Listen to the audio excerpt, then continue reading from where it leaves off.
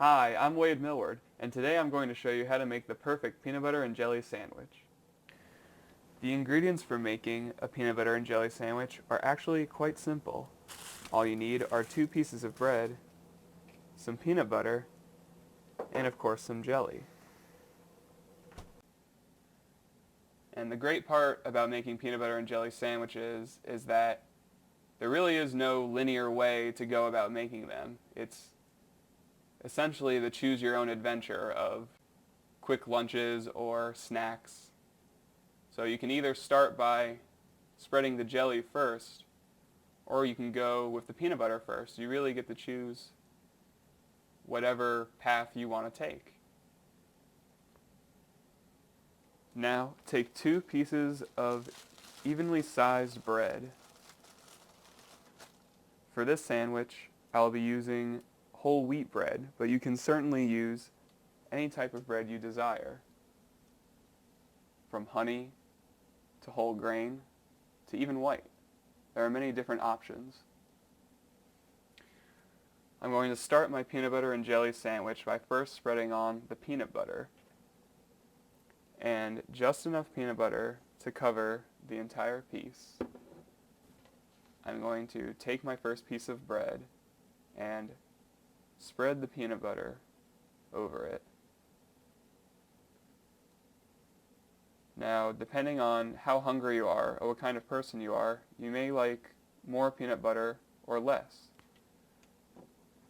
Now, I like a thin layer of peanut butter, so I would consider this a thin layer. And you're just going to kind of spread it over until it covers the entire piece of bread. And for this sandwich, I'm using creamy peanut butter, but of course there are also crunchy peanut butter and smooth peanut butter. You can go with any kind of peanut butter you'd like, but for this one I'm going with creamy peanut butter, just because I like the smooth texture better than with, say, crunchy peanut butter. Now, before starting on your second piece of bread, it is suggested you get a new knife because you wouldn't want to get your peanut butter inside your jelly jar, or if you decided to start with jelly, you wouldn't want to get your jelly in your peanut butter jar. But if you don't have an extra knife lying around, all you can do is just kind of scrape the peanut butter off back into the peanut butter jar, like so. And you can even wash the peanut butter off, or if you don't have access to a sink, you could always towel it off with a paper towel. Alright, we're halfway there. Now taking your second piece of bread and getting a knifeful of jelly, you're going to want to spread just as much jelly onto this piece of bread. And for this sandwich, I'm using strawberry preserves, actually. It's a jelly-like substance.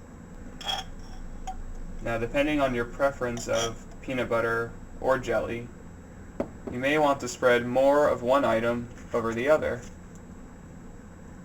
In my case, I'm a peanut butter guy, so I'm going to spread not too much jelly.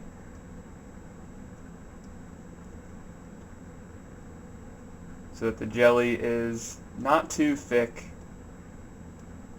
on some parts of the bread, but not too thin on other parts of the bread. So as we see here, I'm getting a fairly even distribution of preserved chunks. I'm also kind of cutting the chunks with my spreading knife to help cover the entire surface area of our second piece of bread. However, just as there are many types of bread and many types of peanut butter, there are also many types of jelly, such as blueberry, raspberry, you name it. And as you can see, we're getting a smooth spread on this second piece of bread.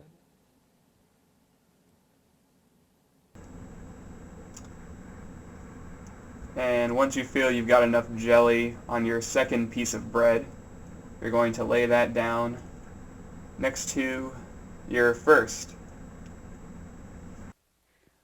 Now it's time to close our peanut butter and jelly sandwich.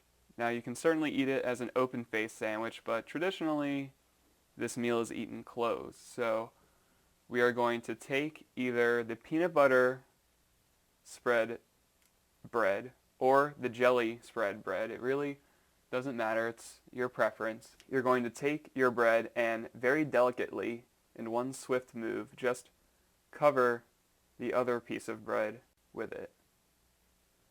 And thus you have closed your sandwich.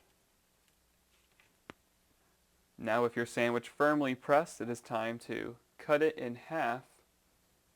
It's a rather large sandwich, so it would be very unwise to eat it all as one complete meal.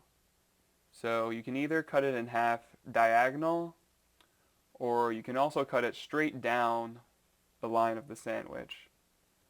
So I prefer to cut it straight down the middle. And what you're going to do is you grab both sides of the bread and then just press in. This is just my spreading knife. I'm just pressing in very lightly. The bread will not fight back. So just carve into it real easily and get a nice cut. And now you have two halves with which to eat your sandwich instead of just eating it as one giant conglomerate of peanut butter and jelly. Once you have finished making your sandwich, be sure to clean up your cooking area. Peanut butter and jelly is a particularly sticky delight, so you're going to want to make sure you thoroughly clean your cooking space after you are finished. This means screwing the lids back on your jelly and peanut butter, and of course putting away the rest of your bread.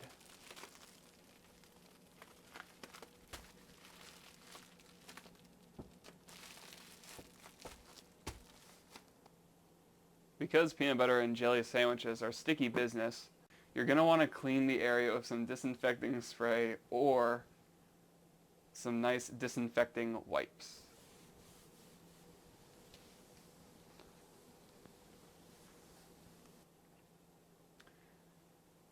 Also, be sure to wash your hands after you've made your sandwich.